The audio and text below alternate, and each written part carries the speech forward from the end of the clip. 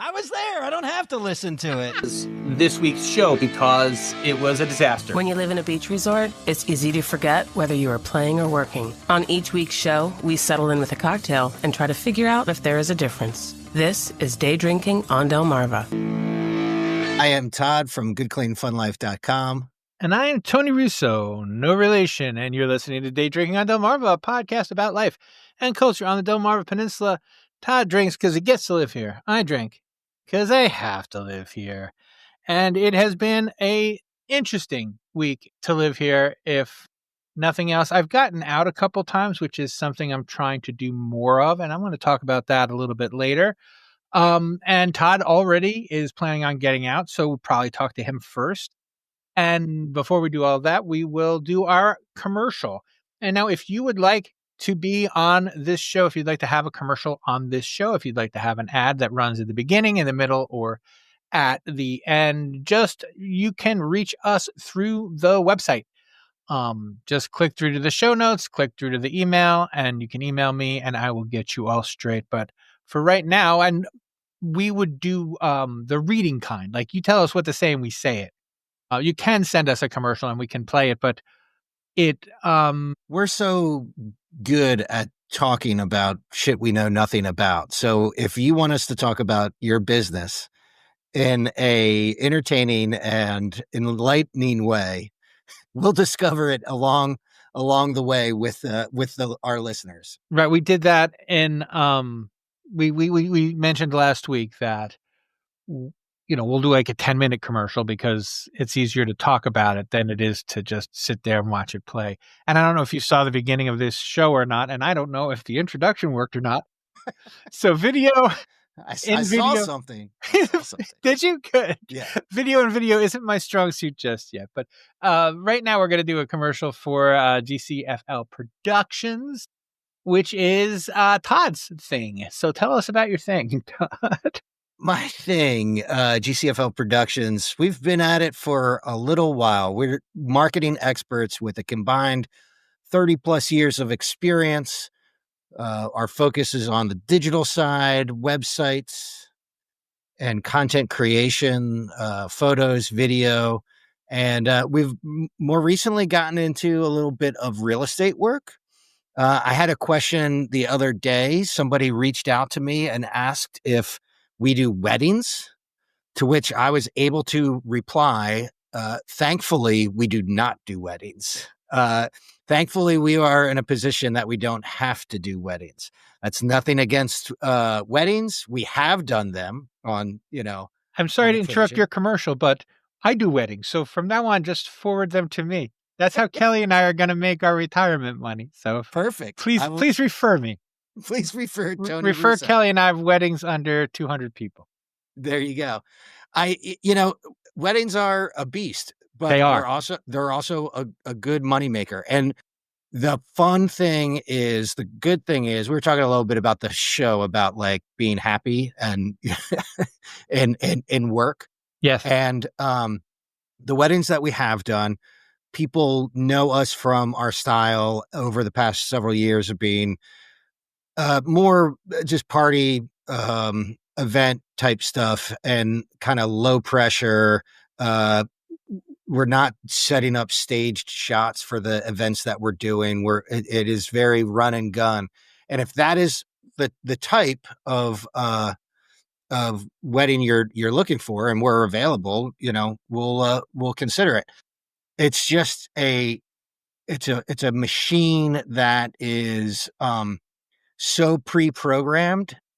I do consider it a fortune of ours that we don't have to do weddings, because then the other part of it, Tony, is once you get into it to fund your retirement, you can't get out of it, because you book one and then you're booking for the entire season, which of course all fall and then all spring. And I know guys that are really good at it. And I'm talking strictly videography for my end of things. But you can spend so much time editing that, and then you're doing a 12-hour day So it's really like 3 events in one. This is a great commercial for how good I am and how well I'll make you feel as a client. But it's like 3 events in one, right? It's, it's the preparation, and you got to get all of this, classic shots of the groomsmen and the bridesmaids doing their thing. And then it's the actual ceremony, which is high pressure. You have to be absolutely absent from the ceremony, but at the same time capture everything in crystal clear audio and video. And then it's the reception, and the reception is more along the lines of what we've done in the past. So, well, the guy across the street from me, he's a tree guy, and the first thing that he stopped doing once he got enough clients was selling firewood. Yeah. And he's like, it is good money and it is reliable money, but it is more work than I need to do right now. And it's not that it wasn't more money than it was worth. It was worth the money he was getting for it. But given that he had more money, he didn't have to do the stuff that is more sloggy. So I didn't mean to back you into a corner by trying to grub business off you. I was just mentioning. Well, no, I mean, and it is something that I often consider because of that, because it is worth it. It's hard, but it is worth it at the end of the day. And I don't know, we've talked a lot on the show, and one of the things that we do pride ourselves on, if you are a client or interested in having us or you to be our client, is the original authentic stuff. And there's so much stuff that is non-creative because it's imitation of what is trending, that I just find it creatively exhausting. Right? Because then it's like, can you make this look like this? Can you make this look like? And they send you 40. Now I'm drumming up business, right?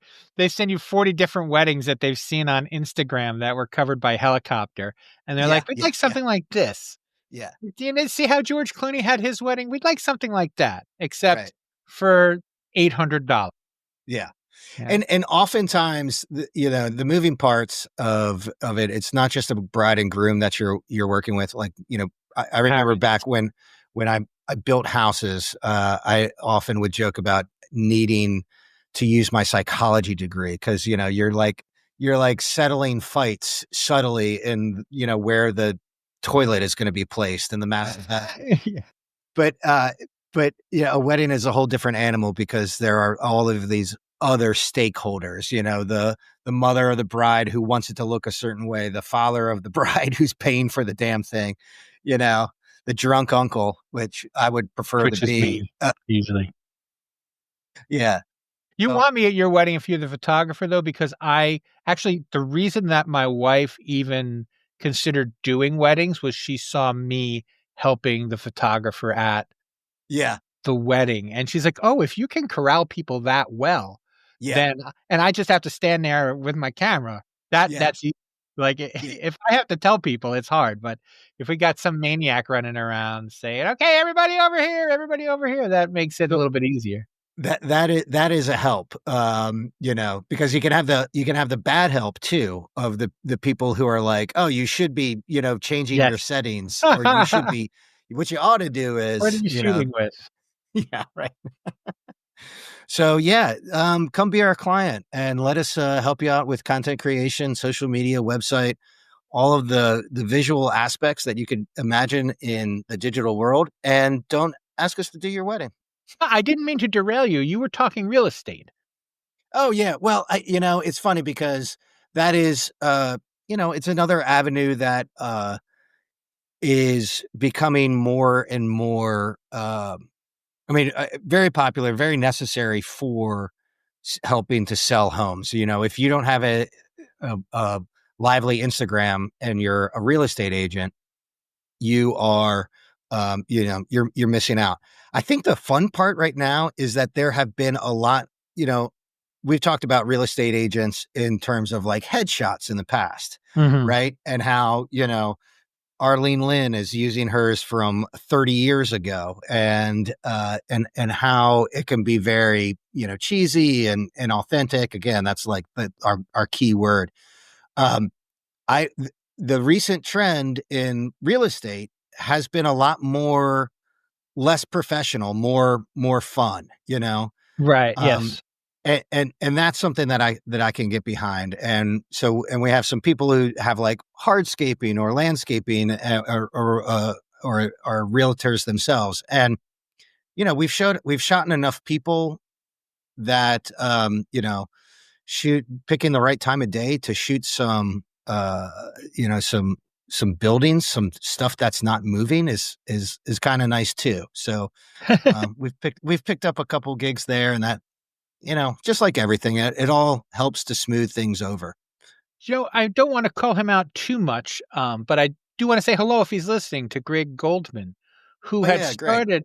started a podcast and then didn't. And I feel like I was thinking this morning when I was planning my impending pseudo retirement that I would try to reach out to some real estate folks and see if they wanted to do, because if you want to do a real estate podcast, A, you should, and B, I will help you, or Todd will help you. We both can do that. We're both professional podcast people, and that is increasingly you see a lot of real estate agents talking about. I mean, a lot of real Yeah. estate podcasts. So I don't know Yeah. the interesting turn on that, but that's what I was thinking about today. I'm like, if I were going to pitch a real Yeah. estate podcast, what would I pitch? And I don't know Well, yet. So I mean, if I'm pitching it, and we've worked with Madeline Forrester, who's a realtor, and she's young and she's doing really well, and she's got some great things, and she's got some great hooks for the couple of videos that I've done with her. And I think it's one of those things where if you are somebody's looking to move to the area, they want a realtor that knows the area. And there's so it's just like Destination Delmarva. I mean, that could, right. That could be a real estate podcast because you're just talking about the area. And then, you can throw in some, hey, rates are looking good right now, or they're this compared to what they have been over X period of time. yes, It's that's exactly what I had in mind. yeah. Yeah, so I mean, I think it's I think there's a lot of opportunity there. I mean, that's what it's all about. It's just sharing a little bit of information about something and trying to be, I mean, this is what we're doing, trying to be engaging enough that people will not turn you off in 13 minutes in. I'll tell you what, I want to thank the listeners for long, boring reasons. I was on our Apple Podcast Connect page today. My other podcast, one of my other podcasts didn't get released, and I was like doing sorts of research. And we have so our average length of view is about 80%. Wow, So that that's great. means that 80, the easiest way to put it is 80% of the people that start this podcast finish this podcast. Finish it, yeah. And we don't have tens of thousands of listeners, but we have hundreds sometimes of listeners, and and it's cool. So thank you for hanging through. What I like about that 80% number is that the people, like if it was 50% or 20%, that would be like no one is sticking around. But for the most part, people are either in or out pretty early on in the podcast. Yeah. So most people, that 20% goes, the 20% turns it on and goes, oh, two middle-aged white guys, no thank you. Yeah. Yeah, I like to think that it's my daughters accidentally clicking on something that I sent them a long time ago. Oh, that's right. That's his podcast. I don't need that. Could be. And so as this comes out, it is Halloween, which has gone from being my favorite holiday to being possibly my not least favorite holiday. I mean, I don't know. I was going to say Flag Day is my least. Yeah, I like the scary stuff for sure. And my brother's birthday is Flag Day, so I would never say that Flag Day is my least favorite holiday. But it's going to be a Brother's holiday always like that. competing with Flag Day.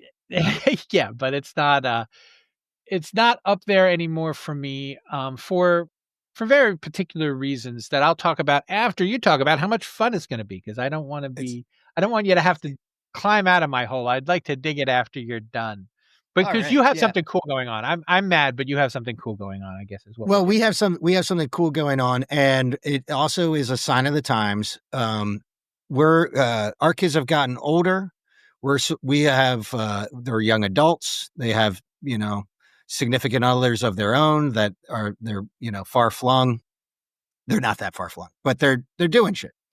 And Halloween in Berlin has always been a very big event, and it's always been, of course, on the day of. And handing out candy is fantastic. The streets are full of families. It's really a neat thing. This year, obviously, Halloween falls on a Friday, and we're going to be up in Dewey Beach for the Starbird's Halloween party, because that's where we need to be. Because it's going to be a good time, and people are going to come out, and people local to the area. I mean, we're pretty local, but if we really wanted to, we could hand out candy and then scurry up to Dewey and for the party. The party doesn't start until 9. Berlin trick-or-treating is over by 7. That would be doable. But again, it's just kind of like, are we going to hand out candy? It's a madhouse getting out of there and getting around there. And it's a madhouse, and you don't want to be hurrying when there's children on the streets. I mean, for real. Yeah. And Halloween is a madhouse in Berlin. If you haven't done it, and you have little ones, I highly recommend it. It is overwhelming in a great sense, I would say. But yeah, so we're going to be heading up to Dewey. Also, in the vein of getting older, there's a lot of younger families that are now in Dewey. And this past weekend, we recorded the event for the Dewey Business Partnership, which is a nonprofit of a group of businesses in Dewey Beach that raise money periodically throughout the year to help out the community, to help out the volunteer fire, to help out the police department should they need stuff. It's a great little community thing. But they put on this show, and Tony, the show that they put on was half for me and half not for me. Now, okay. I acknowledge that the whole thing is not for me, right? As I just say, I'm aging out of Halloween. Although not getting dressed up and not having a good time.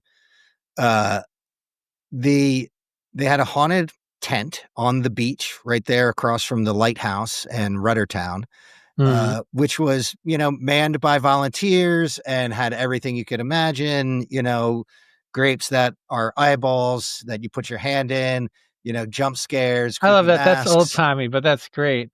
Yeah, no. And it's fun, and it's short, and it's a little fundraiser for a great thing. That part I definitely got behind.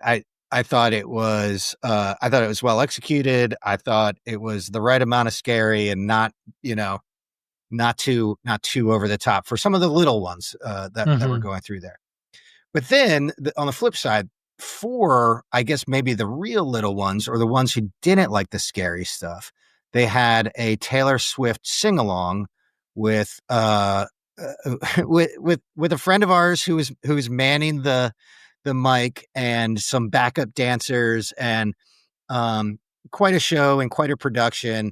And I don't mind Taylor Swift. I don't mind. There was a great event that they had, a family event that they had at the Freeman Stage this past summer. That was a actual Taylor Swift impersonator, I guess, or tribute. And that was excellent. I think this was just if it was a man, it was an impersonator. If it was a woman, it was a tribute. Okay. that checks out. That checks out. This was a tribute, and I mean, if Halloween isn't also a little bit cringy, then what is it? So that it's satisfied. It satisfied that aspect of of Halloween. And again, not for me.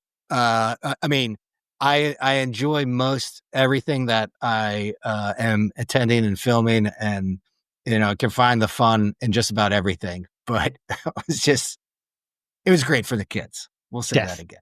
that is great for the kids. Is that video out? Can we see that yet? Is that someplace that it can be found? By the time this show is released, it will be on the Dewey Business Partnership socials, YouTube and Instagram. Cool. Well, link in the show notes if I remember, but if not, Dewey Business Partnership's not hard to find on Instagram and on YouTube. I'm having a problem with several things. With Trunk or Treat is really kind of like what I've decided that I'm going to focus all my hate on. But what because you have to focus it somewhere. No, because that's what brought it to my attention. So on Halloween tonight, if you are listening when this comes out, I'm going to go out and I'm going to sit on my front porch with too much candy, and few kids are going to come. The reason, I think, is because trunk or treats have become so popular. And I don't care that people I think if it's laziness, that's fine, but I feel like it's cowardice, which is not fine. And Okay. so, people keep saying, back, you used to be safe and you used to be able to go out. It used to be safe and you used to be able to go out. How many kids are stolen from Berlin each year of the thousands of kids that are running around by themselves on the street? 18, 20, 70? Yeah, How many at least children are stolen? Yeah. And so, but out here in the sticks, they want to go to the local church where they're going to be safe. And this is probably the meanest thing I've ever said. But I've reached a point now where if your kid gets raped by a member of the clergy, you're at least a little bit responsible. Right. Like, enough is enough. If you just keep handing them over to these people and they do whatever they do with them. And so pretending like they're going to get taken by some random maniac and then handing them over to potential statistically yes. Statistically likely, because if you get hurt that way by someone, 80% of the time it's an actual family member, 19% of the time it's a clergy member, and 1% of the time it's a maniac off the street. Yeah. But no one goes trick-or-treating anymore. The other thing, and I lost this battle with my own grandchildren, I won it with my children. And I thought that by that I would win it with my grandchildren, but I didn't. I think we're forgetting the true meaning of Halloween. Satan. And Satan. No, the true meaning kind of Halloween is it, and this is older than the Christian aspect of it, is that's when the demons are allowed out. And the idea behind wearing the costumes is that if the demons think you're one of them, they won't fuck with you. Yeah. Yeah. And so I told my kids when they were too little to hear it, Halloween is the night when the monsters are allowed out. And the reason you have to dress like a dead thing is because that way you'll be protected from the monsters. And, I don't know how that game is more deranged than, oh, you better be good or the crazy man from the north is going to not give you presents. Like, how is that not child abuse? But what I did is. I'm skeptical. That's all. What's it called when you appeal? I want to appeal the call that somehow telling kids to be scared on Halloween is different from telling kids that Santa Claus even exists at all. Yes. I guess we should have put a thing in the beginning. Don't listen to this with your children. If you're listening to this with your children, good for you. Good for you. But you can't possibly be surprised by this point at some of the things that are going to get said in front of you. Yeah. Right? True. No one's listening with their children. And by the way, the advertising rates aren't that expensive if you don't mind being up against the child rape observations. Yeah. So where else can you get your ad right next to accusations against the Catholic Church? Yes. So there's that. It's funny because I did think you were going to go down the path of, the laziness and like the instant gratification with the trunk or treaters, and It that's could what very. I Go ahead. and It could be that. well, the one element that I was thinking in that is like, okay, yeah, you want to get candy, but like you had to like there's some communal lesson in that too. Of course, there's also a commercial license. Like you had to go to the nice neighborhood if you wanted the big candy bars, right? But you went to every house and you learned a little bit about like what houses had what, and then there was like this natural community of communication. It's like, oh, I went down on William Street, and and the lines were the lines Around were the corner. long, and I couldn't get anything, but I went over to Powelton, and houses were closer together, and you could hit more houses and get more yield. There's definitely some lessons to be learned And as a I don't young want to. child, and And I don't want to as a call you out on community. this. Go ahead. I'm sorry. Yeah, and as the community too, like to engage with people on your front porch, is a real joy. Well, that's the thing, and I don't want to call you out for not being home because I know that you're usually a participant. But I do think that there are more than a few parents who are like, "Listen, we went to 7 trunk or treats last week. We can take tonight off." Yeah, You yeah, know? And of course, there are parents who drive their kids around, which I don't agree with, but yeah, I don't blame. I do blame them, but I don't think they're bad people. I just think that they're missing the. I think that they're missing the point for the kids. I think the kids would have a better time if they could do a little exploring and have a little adventure and introduce a little bit of discomfort into their lives. right. I'm very fortunate because almost everyone on our block hands out candy.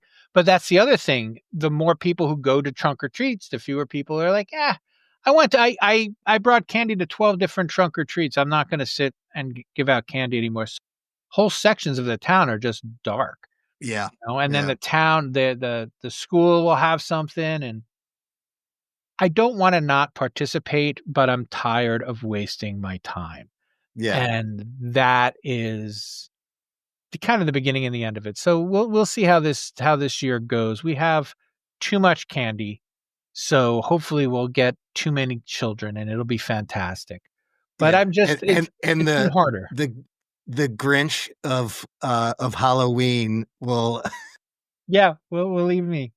The will be spirit of able the to Grinch. scare some kids, and feel better. I want to read you this little bit of philosophical stuff that I heard and I wrote down, and what you said made me think of it about how Okay. important it is to get to know your neighbors and stuff like that. And I hate to end on a happy note, but we will this time. This just says better societies increase the conditions for us to be in healthy relationships with our fellow human beings. Hmm. So getting out, looking at your neighbors, walking around your neighborhood. I am going to be trying to get to like Starbucks more often or a coffee shop of some sort to do my journaling out of the house. I have to do my writing in the house, but I think I'm going to go out and journal. And I've been thinking about I go out and then I'm like, oh, that's right. I hate it, but I'm going to keep trying Yeah. Well, that's and good. we'll That's see how, encouraging. yeah, we'll see how it goes. The last note, we have a couple of seconds left. So the last note that I want to tell you a quick story. I brought my all right. I brought my grandson out to dinner. I take my grandchildren out for dinner. We went to the local Japanese steakhouse where they do the hibachi thing and the Yeah. flipping and the frying and everything. It was wonderful. We had a nice time. But you sit, with other people at those kind of places. And a bunch of people sat with us. And this one girl kept saying, so is this like Chinese food too? And they're like, yeah, yeah, yeah. It's like, is this like Chinese food? And so when she ordered, she's like, and can I get like a side of like fried noodles? And the guy was like, a side of fried noodles? And she's like, yeah, just like in a Chinese restaurant, a side of fried noodles. And the guy was clearly perplexed. And the woman's like, yeah, yeah, they have fried noodles. And in the 1990s, back before I was aware that, I mean, mansplaining wasn't a word, but, I did come to this idea that, mind your own business and don't butt in and tell people how to live their lives. And I've been trying to do that. And I did that in this case. But unfortunately, they all missed out on my butting in and my 2 cents. Because when she didn't get a bowl of little crunchy noodles, but instead got like a plate of macaroni, essentially. Yeah. Yeah. The look on her face was priceless. And the whole time I wanted to holler over and say, you're not going to get crunchy noodles like you get in the Chinese place here. Yeah. They're going to Yeah. bring you a plate of fried noodles like you just asked them to. And it was great. Like the